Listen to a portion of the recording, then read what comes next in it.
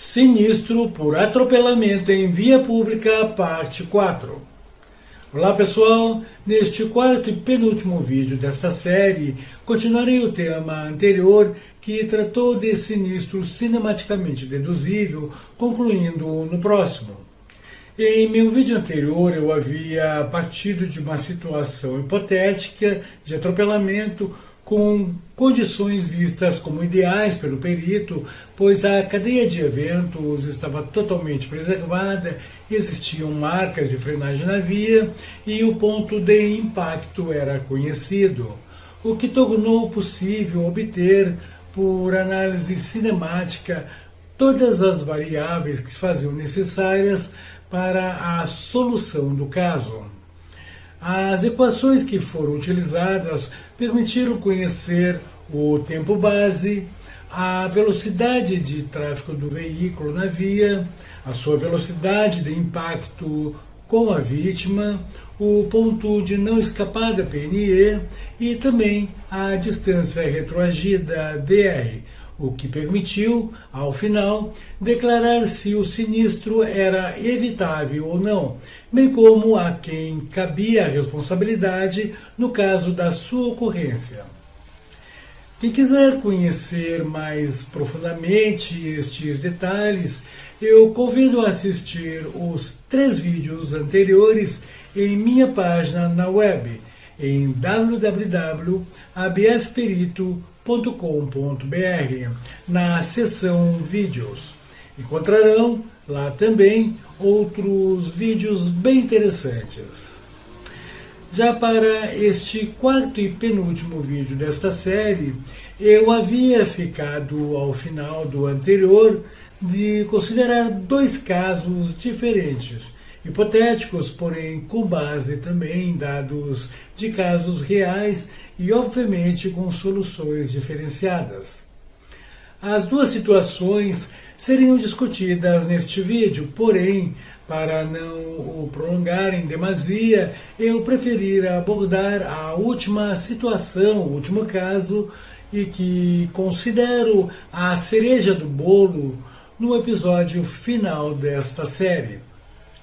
No caso de hoje, vamos encontrar a velocidade de tráfego do veículo, a de impacto com a vítima, também as variáveis distância do ponto de não escapada, PNE, e distância retroagida, DR, além de me pronunciar quanto à evitabilidade ou não do sinistro, bem como as devidas responsabilidades, assim como foi feito no vídeo anterior.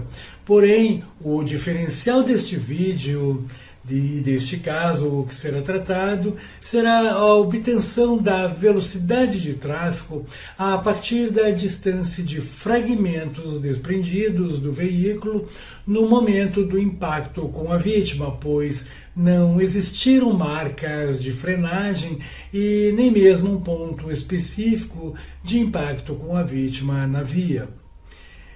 Já o segundo caso, que restará para o vídeo de fechamento da série, dando aqui apenas um pequeno preview, e do qual eu me referi como sendo a cereja do bolo, consistirá em resolver um sinistro que, como anterior e hipotético, e que tem por base um fato real em conformidade com uma consultoria recente que eu prestei, e será resolvido de 2 formas para posterior comparação entre elas. A primeira pelo método clássico da conservação da energia cinética e a segunda utilizando para conhecer a velocidade de impacto com a vítima o famoso método Surley, que considera a distância do corpo imobilizado da vítima até o ponto de mobilização do veículo. Mas sigamos adiante. Passarei agora a analisar o primeiro caso, uma situação que, como eu referi, é hipotética, porém baseada em dados de um caso real.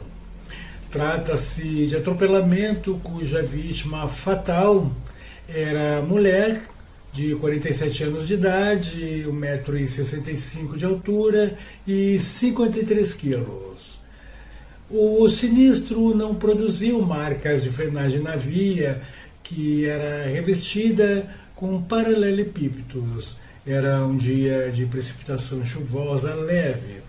Observe a imagem para entender melhor a dinâmica do sinistro.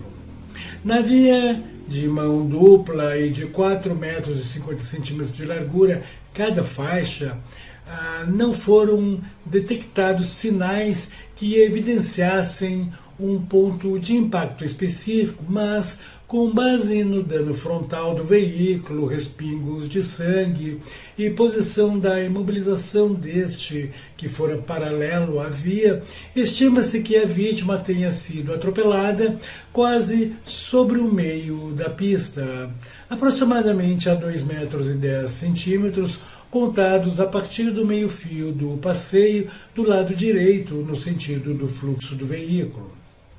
Havia, aproximadamente 50 metros antes, uma faixa de segurança com um semáforo. Um pouco mais adiante, uma placa de limite de velocidade. Também foram observados fragmentos do limpador de para-brisas a 9,40 m do veículo imobilizado. Um primeiro dado possível é a velocidade de tráfego, pois não haviam marcas na via, então aparentemente é um pouco mais difícil, mas é possível que os veículos tivessem freios ABS que não deixam marcas de frenagem, pois eles evitam que as rodas se bloqueiem, a não ser em situações específicas, como em neve ou em areia. O bloqueio pode ocorrer formando amontoados de material. Será então presumido que não houve a frenagem. Para conhecer agora a velocidade de tráfego, será utilizada aqui uma equação empírica de aproximação, registrada na excelente obra de Javier Feitosa Aragão, perito criminal de classe especial e já aposentado. A obra Acidentes de Trânsito, Análise da Prova Pericial, esta que eu tenho aqui em mãos. Observe. O autor apresenta, à página 427, a seguinte equação empírica. Note os detalhes da equação. A velocidade de tráfego ela é dada pelo produto entre uma constante 7,97 e a razão entre d e a raiz quadrada de h, sendo a variável d a distância horizontal de projeção dos fragmentos até o veículo mobilizado, e a variável h a sua altura de origem no veículo. Se considerarmos a variável h como 93 centímetros ou 0,93 metros e substituirmos na equação, juntamente com a distância d igual a 9,940 m, a velocidade de impacto será de 77,68 km por hora, o que corresponderá a 21,6 metros por segundo. Notem que os valores de h e d foram utilizados em metros e o resultado que foi obtido teve a unidade de km por hora. Mas deixo aos internautas interessados e amantes de uma boa física e da matemática tentarem demonstrar ou explicar a obtenção desta equação empírica por parte do autor.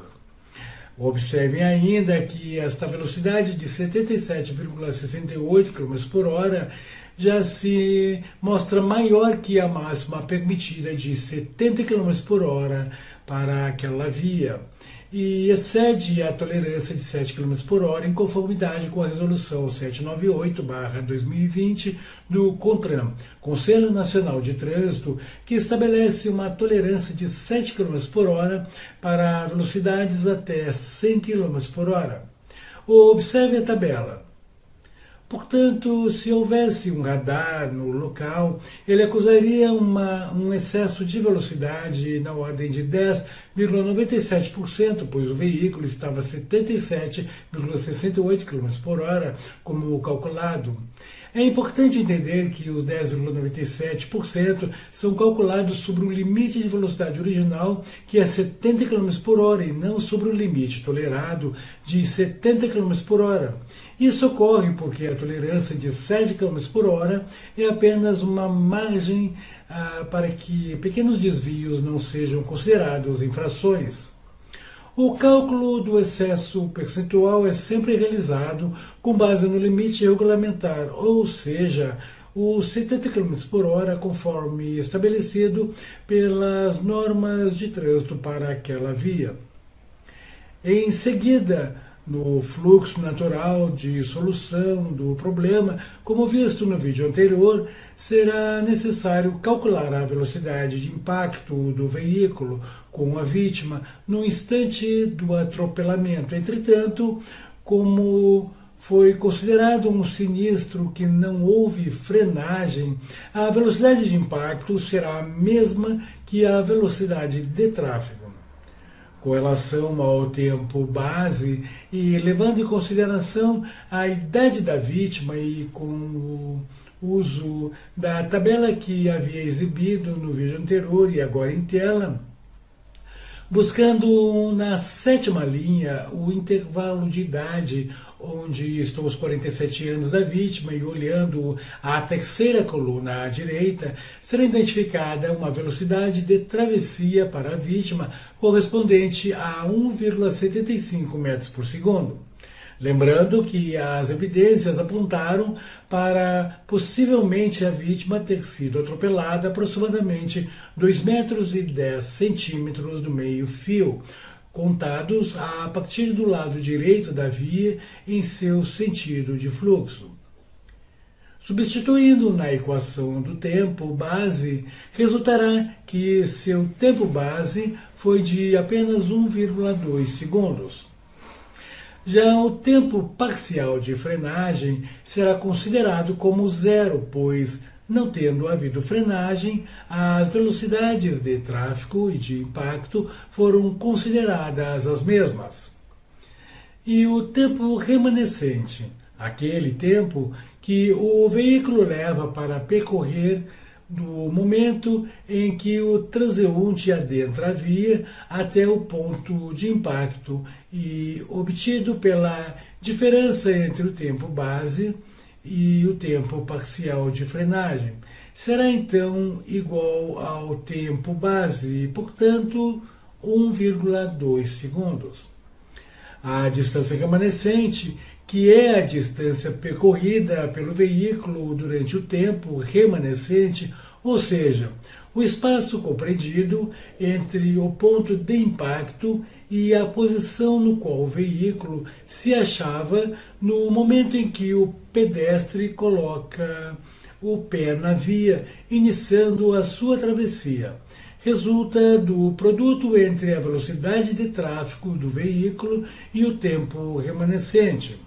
Lembrando aqui que a velocidade de tráfego do veículo vimos corresponder a 21,58 metros por segundo, o que resultará em uma distância remanescente de 25 metros e 89 centímetros. Com esses dados, vejam que é possível agora calcular a distância retroagida, que assinala a posição relativamente ao ponto de impacto na qual o veículo se achava no momento em que o pedestre colocou o pé na via, contando a partir do ponto de impacto PI, que sabemos desconhecido, em direção oposta ao fluxo da via. Portanto, a soma entre a distância remanescente, que foi de 25 metros e 89 centímetros, e a distância parcial de frenagem desconhecida, e é considerada como sendo zero na faixa de tráfego, resulta que a distância retroagida DR também será de 25 metros e 89 centímetros. Já para a determinação da distância do ponto de não escapada PNE, que pode ser calculada a partir de uma entre duas equações em conformidade com a velocidade de tráfego do veículo. Se esta velocidade for menor que a velocidade máxima permitida, utiliza-se a primeira equação, observe, e se for maior, a segunda. Para este caso, viu-se que a velocidade de tráfego era superior à máxima permitida de 70 km por hora em 10,87%. Então, será utilizada a segunda equação, além de que, ainda que fosse menor, foi considerado não ter havido frenagem e, portanto, a velocidade de tráfego e de impacto são iguais e só teria a segunda equação a ser utilizada mesmo. E considerando que a via era pavimentada com paralelepípedos e estava molhada, portanto, o coeficiente de atrito médio é de 0,50, conforme a tabela. Teremos, considerando ainda que o tempo de percepção-resposta varia, como eu havia dito nos vídeos anteriores, de 0,15 a 0,45 segundos para um condutor saudável, mas em média a luz do dia toma-se como sendo 1 segundo e à noite 1,5 segundos. Adotando, portanto, 1 segundo, resultará que a distância do ponto de não escapada estava a 69 metros e 20 centímetros antes do local em que a vítima foi atropelada, o que nos permite observar que a distância do ponto de não escapada é maior que a distância retroagida, que é contada, como já dissemos, na direção oposta a partir do ponto de impacto, que sabemos desconhecido. E como a velocidade excedia em 10,97% a máxima permitida, será preciso verificar se, considerando exatamente a velocidade máxima permitida, esse sinistro ocorreria. Assim, substituindo na equação do PNE a velocidade máxima permitida de 70 km por hora, que corresponde a 19,44 metros por segundo, será obtida uma distância de 57 metros e 98 centímetros, portanto, ainda maior que a distância retroagida, que era de apenas 25 metros e 58 centímetros. Portanto, este sinistro era inevitável do ponto de vista matemático, segundo a análise cinemática. Desta forma, meus amigos, conclui-se que a análise pericial do sinistro da seguinte forma: cinematicamente, o sinistro era inevitável. O condutor havia ultrapassado o limite da velocidade em 10,97% e o pedestre, a vítima, atravessou em lugar inapropriado e provavelmente quando o farol estava vermelho para ela. O veredito do caso será dado por um juiz após análise do laudo do perito oficial, no caso do perito em criminalística do Instituto Geral de Perícias, também dos pareceres técnicos científicos apresentados por ambas as partes, se tiverem o interesse de se manifestar, o da família da vítima e o do condutor, elaborado por seus especialistas contratados, nominalmente conhecidos no processo como assistentes técnicos, como prevê a Constituição no direito de ampla defesa e o devido processo legal, em seu artigo 5º, incisos 54 e 55, e o artigo 465, parágrafo 1º do Código de Processo Civil, e, é claro, os argumentos dos seus advogados.